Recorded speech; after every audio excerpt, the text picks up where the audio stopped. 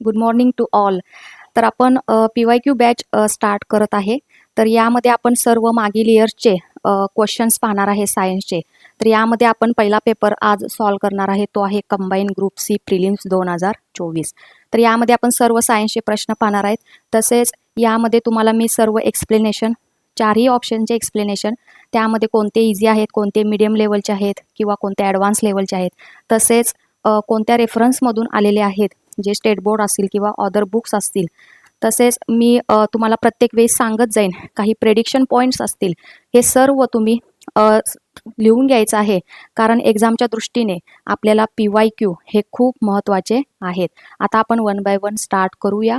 बघा, group C prelims 2024 सायन्सचे PYQ लगेच आपण स्टार्ट करूया. बघा, पहिला प्रश्न काय विचारलेला होता, खालीलपैकी कोणते इलेक्ट्रॉनिक उपकरण हे प्रकाश ऊर्जेचे रूपांतरण विद्युत ऊर्जेत करते.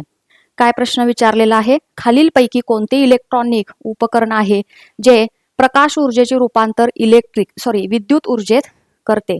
तर ह्यामध्ये तुम्हाला मी आता आन्सर तर सांगणारच आहे, पण जे 4 ऑप्शन्स आलेले आहेत त्या 4 ऑप्शनचे देखील आपण एक्सप्लेनेशन पाहणार आहे. भविष्यात जर प्रश्न रिपीट झाला किंवा जर या 4 ऑप्शनवर परत जर आला प्रश्न, तर तो प्रश्न आपल्याला सॉल्व्ह झाला पाहिजे. बघा, कोणतं असं इलेक्ट्रॉनिक उपकरण आहे जे की प्रकाश ऊर्जेचे रूपांतर विद्युत ऊर्जेमध्ये करतं, तर ते आहे फोटोवोल्टाईक. कुठलं? डायोड. तर फर्स्ट आहे. तर यामध्ये तुम्हाला सांगते बघा, तर याचा रेफरन्स जो आहे फोटोवोल्टाईक, तो आपला 9वी-10वीचा जो स्टेट बोर्ड आहे सायन्सचं, त्यामध्ये आपल्याला सापडते. बघा काय दिले, ज्याला आपण सौर विद्युत घट असे म्हणतो, सोलार फोटोवोल्टाईक सेल. सौर विद्युत घट हा सूर्यकिरणातील प्रकाश ऊर्जेचे रूपांतर कशामध्ये करतं? विद्युत ऊर्जेत. ओके, तर हा क्वेश्चन इथून तो सॉल्व्ह होतो. हा 9वी-10वी स्टेट बोर्डमध्ये ह्याचा रेफरन्स सापडतो. समजलं? तर हे लक्षात घ्या. बघा, सूर्यकिरणातील प्रकाश ऊर्जा कशामध्ये? विद्युत ऊर्जेमध्ये, फोटोवोल्टाईक. ओके, तर त्याचं फर्स्ट आहे. आता सेकंड काय दिलेलं आहे बघा, सेकंड आहे फोटो डायोड आहे, LED आहे, टनेल डायोड. हे सुद्धा सर्व डायोडचे प्रकार आहेत. मग म्हणजे काय, आपण आता ह्याचं थोडक्यात माहिती घेऊया. बघा, सर्वांना LED माहिती आहे, LED बल्ब्स वगैरे, त्याचा यूज कुठे होतो हे सुद्धा माहीत आहे सर्वांना. ओके, LEDचा लॉंग फॉर्म काय आहे? Light emitting diode. काय आहे? Light emitting diode. बघा, हा फॉरवर्ड बायसमध्ये कार्य करणारा PN जंक्शन डायोड आहे, जो इलेक्ट्रॉन होल पुनर्संयोजनामुळे प्रकाश काय करतो? उत्सर्जित करतो. आणि प्रकाशाचा रंग सेमीकंडक्टरच्या बँडगॅपवर अवलंबून असतो. LED कमी ऊर्जा वापरून दीर्घ काळ कार्य करतो. सर्व सेंटेन्स हे महत्वाचे आहेत. आणि याचा यूज कुठे होतो बघा, इंडिकेटर्स असतील, डिस्प्ले असतील, बल्ब्स असतील, ट्रॅफिक सिग्नल्स आहेत. मला माहिती आहे ट्रॅफिक सिग्नल्स, ते सुद्धा LED बल्ब आहेत. ओके, तर ह्यामध्ये याचा उपयोग होतो. आता तुम्ही मला कमेंटमध्ये सांगा, LED converts which energy to which. Okay, हे तुम्ही आन्सर मला सांगायचं आहे. आता नेक्स्ट आहे बघा, हा फोटो डायोड. फोटो डायोड काय आहे? हा पण एक प्रकाश संवेदक PN डायोड आहे. तो रिव्हर्स बायसमध्ये कार्य करतो, हे लक्षात ठेवा. कशामध्ये? Reverse bias. त्यानंतर प्रकाश पडल्यावर इलेक्ट्रॉन होल पेअर्स निर्माण होतात आणि रिव्हर्स करंट काय होतो? वाढतो. प्रकाशाची तीव्रता वाढली की फोटो करंट वाढतो. आणि कशामध्ये याचा यूज होतो? रिमोट रिसिव्हर्स असेल, फायबर ऑप्टिक्स असतील, ओके, सुरक्षा प्रणाली इत्यादीमध्ये हा फोटो डायोड चा यूज काय होतो आपल्याला. ओके, त्यानंतर टनेल डायोड. टनेल डायोड बघा, हा पण एक विशेष प्रकारचा PN जंक्शन डायोड आहे. या डायोडमध्ये अत्यंत जड असं डोपिंग केलेलं असतं, त्यामुळे यामध्ये क्वांटम टनेलिंग हे विशेष गुणधर्म दिसून येते. समजलं? थोडक्यात मी माहिती इथे सर्व डायोडची दिलेली आहे, फक्त हे बेसिक माहिती फक्त लक्षात असू द्या. आता यामध्ये तुम्हाला मी आन्सर सांगितले, याचा आन्सर काय ते फोटोवोल्टाईक डायोड. लक्षात ठेवा, प्रकाश ऊर्जेचे रूपांतर विद्युत ऊर्जेत. समजलं? हा झाला पहिला प्रश्न. चला आता आपण सेकंड बघूया. बॉल बेअरिंगचा वापर यंत्रामध्ये कोणते घर्षण कमी करण्यासाठी होतो? आता हा फ्रिक्शनवर प्रश्न आहे, फिजिक्समध्ये येतो. कशावर आहे? फ्रिक्शन. आता फ्रिक्शन टॉपिक हा तुम्हाला 11वी-12वी मध्ये मिळेल. आता हे फ्रिक्शनचे काही प्रकार आहेत. जे ऑप्शन्स दिलेले आहेत ते सर्व फ्रिक्शनचे प्रकार आहेत. पहिलं फ्रिक्शन आहे स्टॅटिक, रोलिंग आहे, स्लायडिंग आहे, फ्लुइड आहे. आता सर्व विद्यार्थी रोलिंग आणि स्लायडिंग मध्ये कन्फ्युजन झालेले आहेत. ओके, तर याचं उत्तर काय ते स्लायडिंग, ज्याला आपण सर्पी घर्षण असे म्हणतो. आता या बॉल बेअरिंगचा बघा, बॉल बेअरिंग यंत्रामध्ये हे स्लायडिंग फ्रिक्शन ओके कमी करण्यासाठी काय होतं? वापरलं जातं. यंत्रामध्ये घर्षण कमी करायचं असेल तर या बॉल बेरिंगचा उपयोग होतो. बॉल्स फिरत असल्यामुळे घसरपट्टी काय होते, कमी होतं आणि ते यंत्र सुरळीतपणे चालते. ओके, म्हणून याचा आन्सर काय येतं, स्लायडिंग फ्रिक्शन. आता आपण जे 4 ऑप्शन्स दिलेत ते फक्त आपण बेसिक माहिती याची बघूया. हे फ्रिक्शनचे 4 प्रकार आहेत, हे लक्षात ठेवा. बेसिक पॉईंट कुठले आहेत बघा, फ्लुइड फ्रिक्शन आहे, रोलिंग फ्रिक्शन आहे, स्टॅटिक फ्रिक्शन आहे. आता याचं मिनिंग आपण थोडक्यात बघूया, प्रत्येकाचं कार्य बघूया. हे बघा, सर्व आपण टाईप घेतलेले आहेत फ्रिक्शनचे, त्याचं वर्णन पण घेतलेलं आहे. बघा, स्टॅटिक फ्रिक्शन म्हणजे काय, जेव्हा वस्तू स्थिर असते आणि तिला हलवण्याचा प्रयत्न केला जातो. कायनेटिक फ्रिक्शन, वस्तू गतिमान असते, सिंपल आहे. स्लायडिंग म्हणजे काय, जेव्हा एक पृष्ठभाग दुसऱ्या पृष्ठभागावरून घरंगतो. ओके, रोलिंग म्हणजे काय, जेव्हा एक गोलाकार वस्तू दुसऱ्या पृष्ठभागावर काय होते, घरंगते. ओके, आणि फ्लुइड म्हणजे काय, द्रव आणि वायूमध्ये होणारे घर्षण, याला आपण फ्लुइड फ्रिक्शन असे म्हणतो. तरी बेसिक माहिती तुम्ही करून घ्यायचं आहे. आता तुमचं काम काय आहे, फिजिक्समध्ये हा फ्रिक्शन टॉपिक तुम्ही परफेक्ट करायला हवा. ओके, कारण भविष्यात फ्रिक्शनवर जर परत प्रश्न आला, आता हा बेसिक होता, बेसिक प्रश्न होता, जर डिटेलमध्ये परत अजून विचारायचं असेल तर तुम्हाला फ्रिक्शन हा टॉपिक परफेक्ट करावा लागेल. ओके, चला नेक्स्ट बघा. नेक्स्ट क्वेश्चन आहे, योग्य उत्तर निवडा.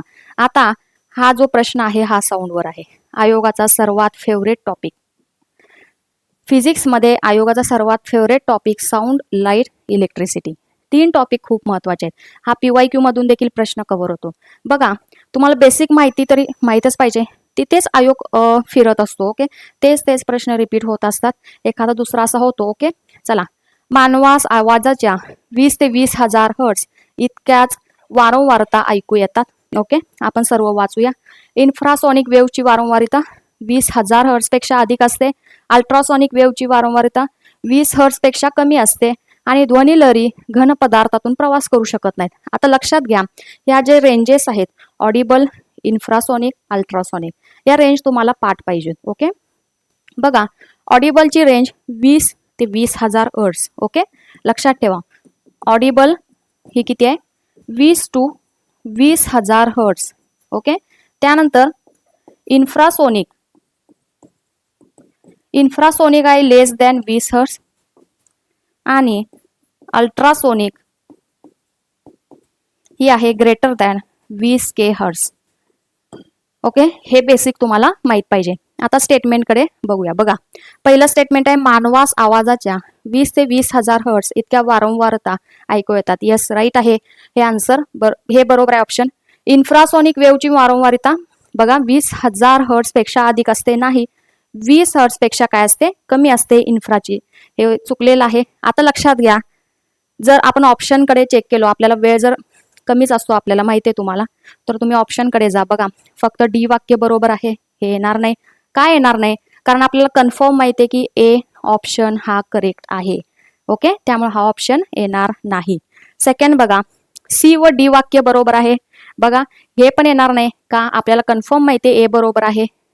सर्व वाक्य बरोबर आहेत, नाही येऊ शकत, कारण बी वाक्य चुकीचं आहे. बघा, इथे बी वाक्य चुकीचं आहे, म्हणून ऑप्शन काय आला, 4, फक्त ए वाक्य बरोबर आहे.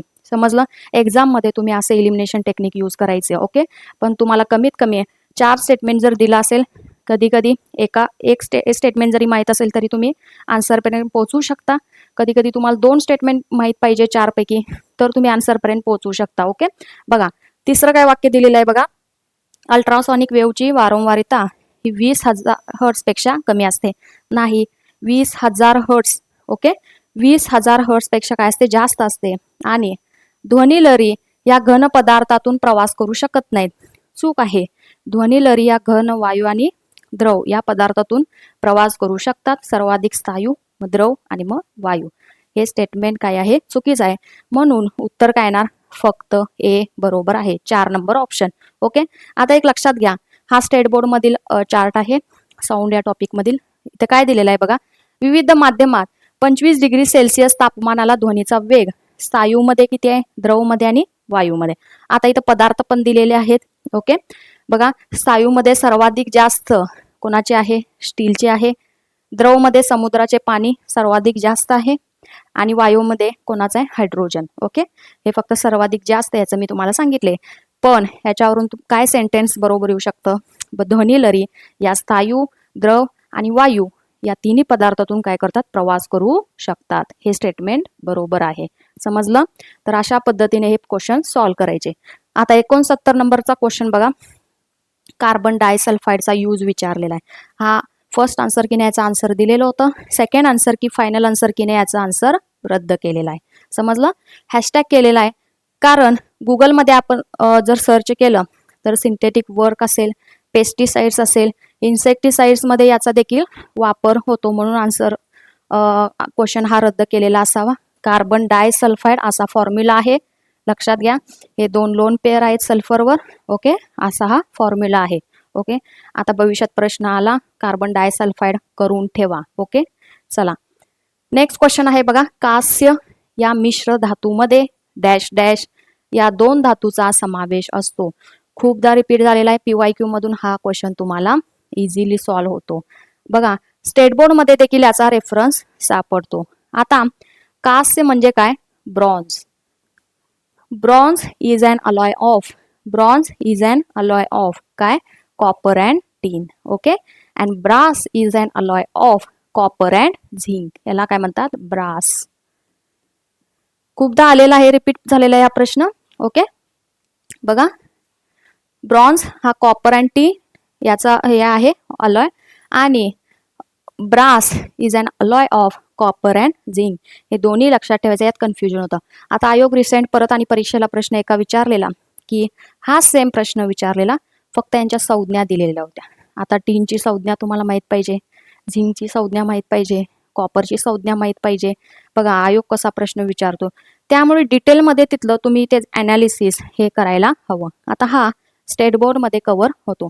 आता बाकीचे काही महत्त्वाचे अलॉयज आहेत ते आपण इथे बघूया, कारण भविष्यात जर प्रश्न परत जर अलॉयवर आला तर तुमचा हा इथून कव्हर होईल. बघा, गन मेटलमध्ये काय काय असतं? कॉपर, टीन, झिंक आणि lead. Okay, German silver, copper, zinc and nickel. लक्षात असू द्या, महत्वाचं आहे. स्टेनलेस स्टील स्टेट बोर्डमध्ये पण रेफरन्स सापडतो, लक्षात ठेवा. यामध्ये Fe म्हणजे आयर्न पाहिजे, chromium, carbon and nickel. Okay, लक्षात ठेवा. आणि dura aluminium, aluminium, copper, magnesium and manganese. मॅग्नेशियमची संज्ञा आहे Mg, मॅग्नीजची संज्ञा आहे Mn. लक्षात असू द्या तुमच्या, कारण 1 ते 30 पर्यंतचे जे काही मूलद्रव्य आहेत त्यांच्या संज्ञा ह्या तुम्हाला पाठ पाहिजेत किंवा माहीत पाहिजे. ओके, चला नेक्स्ट क्वेश्चन बघा. 71 नंबरचा. खालीलपैकी सर्वात मोठा डायपोल मोमेंट असलेला रेणू कोणता किंवा आहे? ओके, आता डायपोल मोमेंट ही जी कन्सेप्ट आहे ही तुम्हाला केमिकल बॉन्ड केमिस्ट्रीमध्ये तुम्हाला मिळून जाईल, आणि हा टॉपिक तुम्हाला 11वी 12वीला आहे. 10वी पर्यंत हा टॉपिक कव्हर होत नाही, त्यामुळे पहिला लक्षात घ्या, डायपोल मोमेंट म्हणजे काय हे माहित पाहिजे. ओके, आणि हा सुद्धा प्रश्न 11वी स्टेट बोर्ड मधून कव्हर होतो. केमिकल बॉन्ड हा एक टॉपिक आहे. आता लक्षात घ्या, 4 ऑप्शन्स दिलेले आहेत. पहिला आहे मिथेन, CHCl3. ओके, त्यानंतर CCl4 आणि CHI3. ओके, आता डायपोल मोमेंट म्हणजे काय बघूया आपण. ही कन्सेप्ट मी छोटीशी आणलेली आहे. ओके, बघा, डायपोल मोमेंट 2 गोष्टीवर अवलंबून असतो. एक म्हणजे त्या अणूमधील विद्युत ऋणतामधील फरक. विद्युत ऋणता म्हणजे काय? इलेक्ट्रोनिगेटिव्हिटी. त्यानंतर दुसरा आहे सिमेट्री, त्या अणूची काय आहे? Symmetry, geometry. तर या 2 गोष्टींवर डायपोल मोमेंट हा काय असतो? डिपेंड असतो. आता पहिला बघूया आपण. पहिला ऑप्शन काय आपला होता? CH4. तुम्हाला आन्सर मी नंतर सांगेन, पण लक्षात घ्या, पहिला आपण 4 ऑप्शनचा ॲनालिसिस करूया. CH4 ज्याला आपण मिथेन म्हणतो, मिथेनची जी सिमेट्री आहे ती कशी आहे? टेट्राहेड्रल. मिथेनची सिमेट्री कशी आहे? टेट्राहेड्रल आहे, आणि पूर्णपणे सममित डायपोल मोमेंट ह्याचा काय आहे? 0. म्हणून लक्षात ठेवा, मिथेनचा डायपोल मोमेंट हा 0 आहे. भविष्यात प्रश्न जर आला तर चुकवायचा नाही. त्यानंतर बघूया CHI3 ज्याला आपण आयोडोफॉर्म म्हणतात. काय म्हणतात? आयोडोफॉर्म. आयोडीनचे इलेक्ट्रॉन ऋणत्व म्हणजे इलेक्ट्रोनिगेटिव्हिटी ही कमी व अणू मोठा आहे. 3 IC बंद म्हणजे बॉन्ड जवळजवळ परस्पर हे काय होतात? रद्द होतात, आणि त्यामुळे डायपोल मोमेंट याचा अतिशय कमी आहे. याची देखील टेट्राहेड्रल काय आहे? रचना आहे. आणि नेक्स्ट आहे बघा क्लोरोफॉर्म, CHCl3. यामध्ये काय होतं? 3 Cl अणूंचे इलेक्ट्रॉन ऋणत्व जास्त आणि रचना असममित असल्याने या बंधाचे बल काय होतात, रद्द होत नाही आणि म्हणून मोठा डायपोल मोमेंट तयार होतो. आणि एक गोष्ट लक्षात ठेवा, जे नॉन पोलर मॉलिक्यूल आहेत त्यांचा डायपोल मोमेंट हा 0 असतो. ओके, आणि पोलर मॉलिक्यूल आहेत, पोलर मॉलिक्यूल यांचा डायपोल मोमेंट हा नॉट इक्वल टू 0 असतो. ही फक्त गोष्ट लक्षात असू द्या. आता ऑप्शन बघा, हे बघा, हे आपले ऑप्शन्स आहेत. तर यामध्ये सर्वात मोठा डायपोल मोमेंट कोणाचा आहे, CH3. आता कार्बन टेट्राक्लोराइड CCl4 याचा सुद्धा डायपोल मोमेंट हा 0 आहे. आता मी एक गोष्ट सांगते किंवा एक प्रेडिक्शन पॉईंट तुम्हाला देते बघा, लक्षात ठेवायचं आन्सर 2 येतं. आता हे आहे 11वी स्टेट बोर्ड मधला चार्ट, यामधून हा प्रश्न आपला कव्हर होतो. बघा, टाइप्स ऑफ मॉलिक्यूल दिलेले आहेत, एक्झाम्पल दिलेले आहेत आणि जॉमेट्री दिलेली आहे. मी तुम्हाला सांगितलं 2 गोष्टींवर डायपोल मोमेंट हा डिपेंड असतो. ओके, आता बघा एक्झाम्पल मध्ये HF चा डायपोल मोमेंट आपण म्यू याने डायपोल मोमेंट काय करतो, दर्शवतो 1.91 आणि याची जॉमेट्री कशी आहे, लिनियर आहे. समजलं. आता आपल्या जो प्रश्न होता त्यामध्ये जे ऑप्शन्स आले होते ते कुठले होते बघा, एक होता मिथेन, तुम्हाला मी सांगितलेलं होतं मिथेन याची डायपोल मोमेंट काय आहे, 0 आहे, पुस्तकात आहे. त्यानंतर क्लोरोफॉर्म बघा, हा याची डायपोल मोमेंट किती आहे, 1.04. किती आहे, 1.04. बघा मिथेनची सुद्धा सिमेट्री टेट्राहेड्रल आहे, परत क्लोरोफॉर्मची सिमेट्री देखील टेट्राहेड्रल आहे. त्यानंतर आणखी एक एक्झाम्पल कुठलं आलं होतं, CCl4 हे पण होतं बघा, याची सुद्धा काय आहे, डायपोल मोमेंट 0 आहे, मिथेनची 0 आहे. समजलं. आणि आयोडो फॉर्मची कमी आहे. मग या 4 ऑप्शन मध्ये सर्वाधिक जास्त डायपोल मोमेंट ही कोणाची आहे, क्लोरोफॉर्म. समजलं. 11वी स्टेट बोर्ड मधून कव्हर होतो हा प्रश्न आणि आपण काय करतो 10वी पर्यंतच करतो. समजलं. तर हे चार्ट सुद्धा तुम्ही खूप म्हणजे बारकाईने पाहिलं पाहिजे.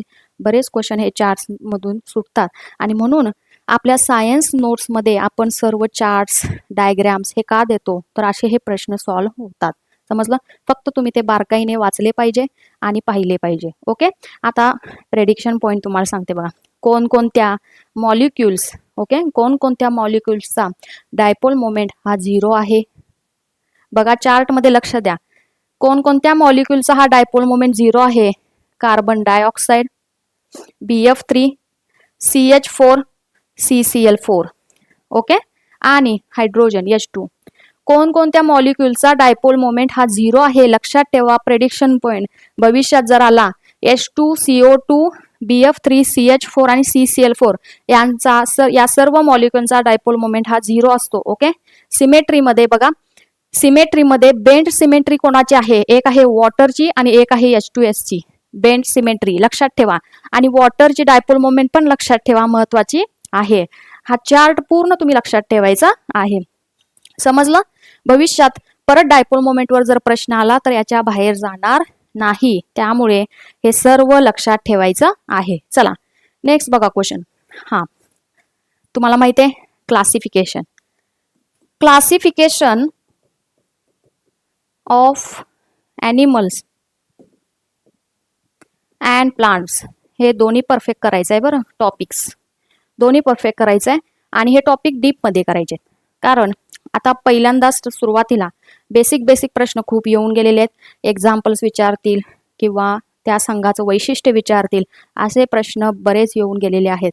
आता आयोग काय केलेला आहे बघा, हा खूप डीप मध्ये जातो प्रश्न, हा इझी नाही आहे बरं का. कारण आयोगाने काय केलेलं आहे, एका बाजूला प्राणी दिलेला आहे. ओके, आता तुम्हाला पहिला हे माहित पाहिजे की ते प्राणी कोणत्या संघात येतात, या गोष्टी पहिला बेसिक माहित पाहिजे. आणि त्या प्राण्यांची काय केली, इकडे ऑर्डर दिलेला आहे. ऑर्डर म्हणजे गण हे खूप डीप मध्ये दिलेला आहे. हा जवळपास 12वीच्या पुढे BSc लेवलला हा प्रश्न जातो. ओके, त्यामुळे लक्षात ठेवा. तरी पण मी तुम्हाला सांगते बघा, जोड्या लावा.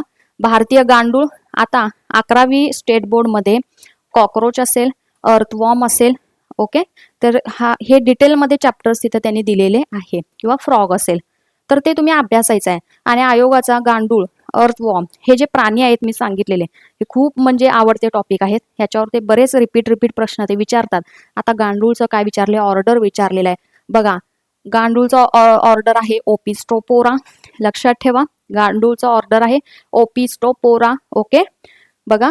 त्यानंतर न घृतकर्ण म्हणजे लीच, त्याचा आहे बघा ग्रॅन्थोब्लिडा. ओके, हे नवीन पॉइंट आहे, लक्षात ठेवा. नोट्समध्ये जर तुमच्या नसेल हे पॉइंट ऍड करून घ्यायचा आहे.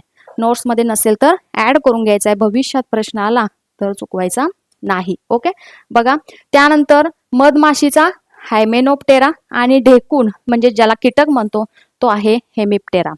हायमेनोप्टेरा आणि हेमिप्टेरा दोन्ही वेगवेगळे आहेत गण. ओके, हे लक्षात असू द्या. ऑप्शन काय येतो याचा? 4 येतो. ओके, आता हा जर प्रश्न जर आला नसेल काही हरकत नाही, तुम्ही स्किप केला तरी काही प्रॉब्लेम नाही.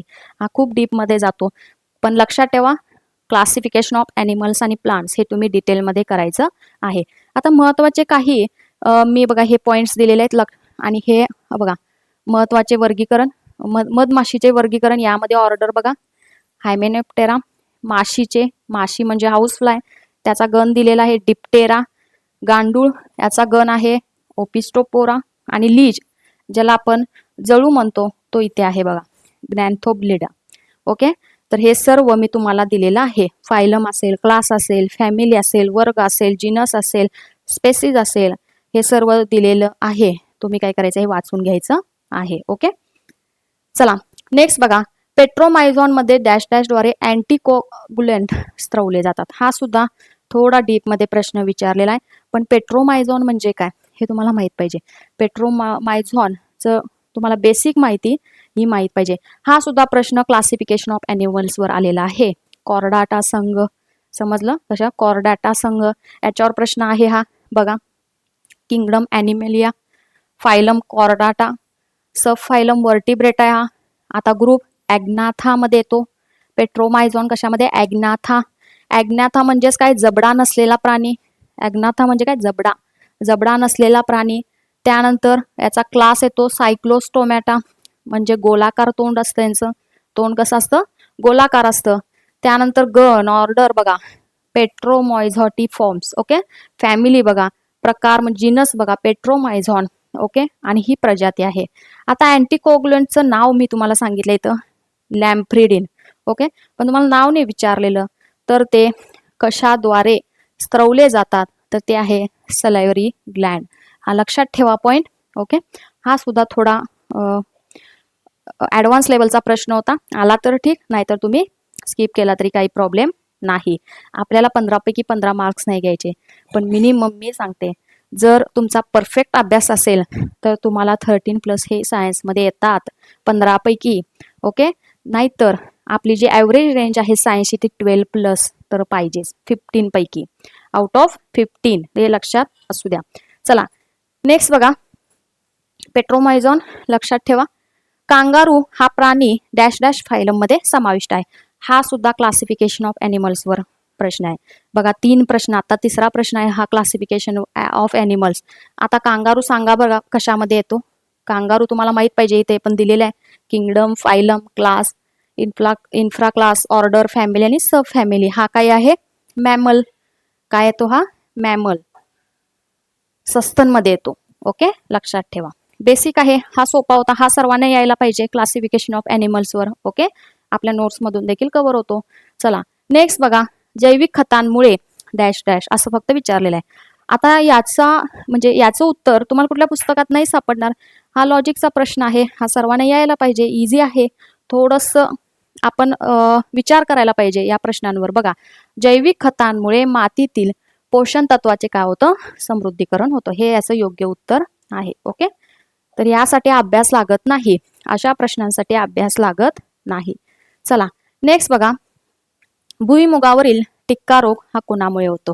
आता जे वनस्पतींचे रोग आहेत, डिसीज इन प्लांट्सचे जे रोग आहेत हे सर्व तुम्हाला माहित पाहिजे. याच्यावर मेन्स असेल, प्री असेल, एक तरी प्रश्न हा कंपल्सरी असतोच. आणि हा भुईमुगाचा टिक्का रोग खूप वेळा विचारलेला आहे प्रश्न. ओके, आता याचा आन्सर काय येतं बघा. सर्कोस्पोरा, हे लक्षात असू द्या.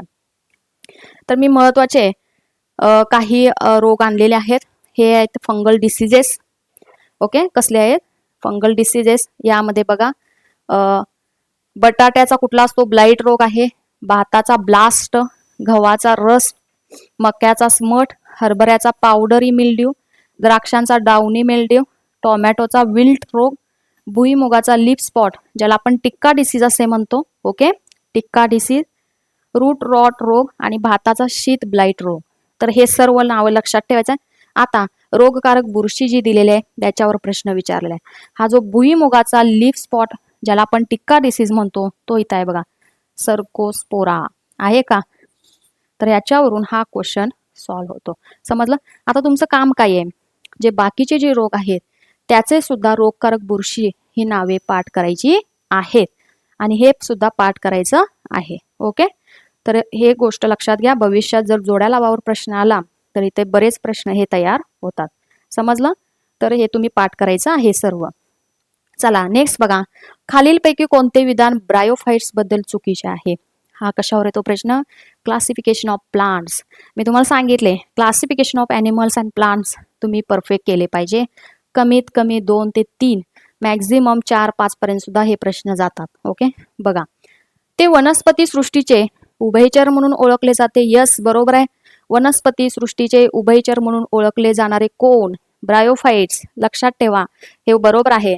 त्यांना पुनरुत्पादनासाठी पाण्याची आवश्यकता असते. यस, बरोबर आहेत. उभयचर आहेत म्हणून पाण्याची आवश्यकता असते, हे सुद्धा बरोबर आहे. त्यांना मुळाऐवजी मुलाब असतात, रायझॉइड्स असतात. यस, हे देखील बरोबर आहे. रायझोपस हे त्यांचे उदाहरण आहे. नाही, रायझोपस ही काय आहे, फंगी आहे, फंगी. त्यामुळे हे चुकते. त्यामुळे ऑप्शन आहे 4, रायझोपस हे काय आहे, फंगी आहे. आता बघा, हे कशामुळे तुम्ही एलिमिनेट करू शकला किंवा कशामुळे तुम्ही इथेपर्यंत पोहोचला, तर तुम्हाला ब्रायोफाइट्सचे सर्व उदाहरण माहीत आहे. तुम्ही रायझोपस ऐकलेलं आहे का ब्रायोफाइट्स मध्ये, नाही. हे कशामध्ये येतं, फंगीमध्ये येतं. त्यामुळे हे उत्तर चुकीचं आहे. बघा, आता ब्रायोफाइटा बद्दल थोडक्यात आपण माहिती पाहूया. वनस्पती बघा, क्लासिफिकेशन ऑफ प्लांट्स मध्ये येतं. या गटातील वनस्पतींना वनस्पती सृष्टीचे काय म्हणतात, उभयचर. त्या ओलसर मातीत वाढतात, परंतु प्रजननासाठी त्यांना पाण्याची गरज भासते. या वनस्पती निम्नस्तरीय बहुपेशी स्वयंपोषी असतात. प्रजनन हे बीजाणू निर्मितीने होते. तसेच यांची रचना कशी असते, चपटी रिबीन सारखी लांब असते. त्यानंतर यांना खरी मुळे, खोड, पाने नसतात. पानांसारखी रचना असतात. मुळाऐवजी मुलाब असतात. हे सुद्धा सेंटेन्स आलेला आहे. तसेच पाणी वाढण्याच्या वनासाठी यांना विशिष्ट अशा उती नसतात, टिश्यू नसतात. आणि उदाहरणे लक्षात ठेवा, यामध्ये उदाहरण येतं मॉस ज्याला फ्युनारिया आपण म्हणतो, मर्केन्शिया, अँथॉसिरॉस, रिक्सिया, हे सर्व उदाहरणे आहेत. आणि यांच्यामध्ये संवहनी संस्था नसते. संवहनी संस्था असणाऱ्या पहिल्या वनस्पती कोण, टेरिडोफायटा. संवहनी संस्था असणाऱ्या पहिल्या वनस्पती कोण, टेरिडोफायटा. हा MCQ लक्षात ठेवा. मग यांच्यामध्ये असते का, नसते. आता याचे परत 2 गटात वर्गीकरण केलेलं आहे ब्रायोफायटाचं. बघा कोणते आहे, एक आहे लिव्हरवर्ट्स ज्याला आपण हिपॅटेसी म्हणतो आणि दुसरा आहे मॉसेस. याच्यावर देखील प्रश्न येऊन गेलेला आहे. ब्रायोफाइटचे 2 वर्गीकरण पुढील प्रमाणे असतात. तर यामध्ये लिव्हरवर्ट्स आणि मॉसेस हे ऑप्शन होता. त्यामध्ये असं पण प्रश्न विचारतात. लिव्हरवर्ट्स मध्ये बघा हे एकपेशीय आहेत आणि मॉसेस हे बहुपेशीय मुलाब आहेत. आता यामध्ये देखील परत उदाहरणे कोणकोणते त्यात लक्षात ठेवा. रिक्सिया, मर्केन्शिया आणि पेलिया हे लिव्हरवर्ट्स आहेत, हिपेटेसी आहेत. आणि मॉसेस मध्ये कोण येतं, फ्युनारिया आणि पॉलिट्रायकम. तर हे सर्व एक्झाम्पल ब्रायोफायटाचे आहेत. ओके. तर भविष्यात परत प्रश्न आला तर चुकवायचं नाही. ही पूर्ण इन्फॉर्मेशन जे दिलेले आहे, एक्सप्लेनेशन दिलेलं आहे, ते सर्व तुम्ही करायचं आहे. ओके. चला नेक्स्ट बघा, तोंडावाटे घेतली जाणारी पोलिओ लस ही खालीलपैकी कोणत्या प्रयोगशाळेत केली जाते. ओके. हा सुद्धा पुस्तकातून कुठल्या कव्हर होत नाही. माहीत असेल तर तुम्ही सॉल्व्ह करा, अदरवाईज तुम्ही स्किप केला तरी काही हरकत नाही. याचा आन्सर आहे ABC. लक्षात ठेवा, भविष्यात रिपीट झाला असे प्रश्न डायरेक्ट पाठ करून टाकायचे. ओके. चला नेक्स्ट आहे बघा, ज्या परस्पर संबंधामध्ये एका प्रजातीला फायदा होतो आणि दुसऱ्याला हानी पोचत नाही किंवा तिला फायदा देखील होत नाही, तर याला काय म्हणतात, तर याला काय म्हणतात, कॉमेन्सॅलिझम. काय म्हणतात, कॉमेन्सॅलिझम. आता हा सुद्धा प्रश्न आला तर ठीक, नाही आला तरी तुम्ही काही म्हणजे स्किप केला तरी चालते, किंवा थोडीफार जर माहिती माहीत असेल तर तुम्ही आन्सर पण देऊ शकता. आता ह्या ज्या हे जे संबंध आहेत परस्पर संबंध हे तर म्युच्युअलिझम, पॅरासिटिझम आणि ॲम्नॅलिझम म्हणजे काय तर हे बेसिक तुम्हाला थोडंफार माहीत पाहिजे. तर त्यासाठी आपण थोड्याफार बेसिक बेसिक माहिती आपण आणलेली आहे. भविष्यात प्रश्न रिपीट झाला तर चुकवायचा नाही. बघा म्युच्युअलिझम म्हणजे काय बघा परस्पर वाद किंवा परस्पर संबंध असा होतो. हा एक जैविक संबंध आहे. हे सर्व काय आहेत जैविक संबंध आहेत. पण डेफिनेशन बघा सर्व लक्षात घ्या. म्युच्युअलिझम म्हणजे काय ज्यामध्ये दोन ह्या भिन्न प्रजाती एकत्र राहतात आणि या संबंधातून दोन्ही प्रजातींना काय होतो फायदा होतो. जेव्हा दोन्ही प्रजातींना फायदा होतो त्याला म्हणा म्युच्युअलिझम. ओके. त्यानंतर ॲम्नॅलिझम म्हणजे काय बघा दोन वेगवेगळ्या प्रजातीमधील असा संबंध जिथे एका प्रजातीला नुकसान होते, जिथे एका प्रजातीला काय होतं नुकसान होते पण दुसऱ्या प्रजातीवर त्याचा कोणताही परिणाम होत नाही त्याला म्हणा ॲम्नॅलिझम. ओके. आणि पॅरासिटिझम म्हणजे काय बघा पॅरासिटिझम म्हणजे परिजीवीवाद किंवा परिजीवीपणा असा होतो. हा पण एक जैविक संबंध आहे ज्यात एक जीव परिजीवी दुसऱ्या जीवावर म्हणजेच यजमान राहतो आणि त्यांच्याकडून पोषण मिळवतो ज्यामुळे यजमानाला हानी पोचते त्याला म्हणतात पॅरासिटिझम. ओके. आता प्रत्येकाच्या डेफिनेशन्स तुम्हाला मी सांगितलेल्या आहेत.